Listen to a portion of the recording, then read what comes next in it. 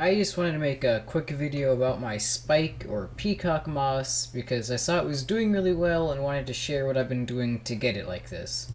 I've seen some people say that they need exclusively terrarium-like conditions and can't survive outside of that.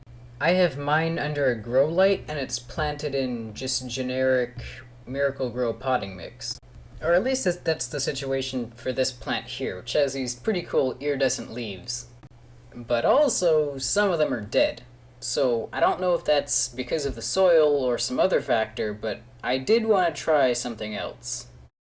In the wild, this plant can actually be found in marshy parts of southern China.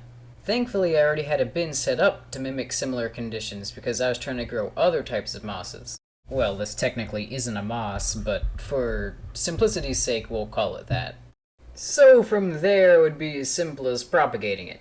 But everything I read online made it sound like you need to sterilize your knife 28 times over and weave it between the atoms of the stem, else a fungal infection would be imminent. So, I'll just tell you what I've been doing and what's been working for me so far.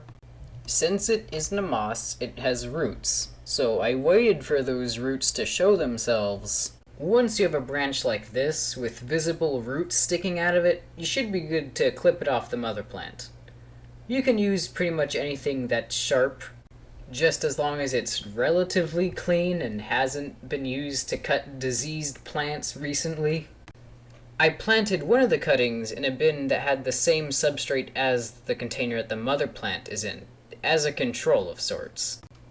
And another cutting got put into the marsh bin.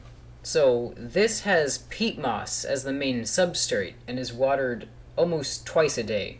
It's also directly under a grow light, which probably isn't the best thing because they're supposed to like low to medium light, and I've been experiencing cyanobacteria blooms, and I thought that was a plague that was restricted to aquariums. But, as you can see, it's doing pretty good. It's showing colors that I'm not seeing on the main plant in the regular soil, so I think that the factor here is the peat moss, the acidity and the constant sogginess.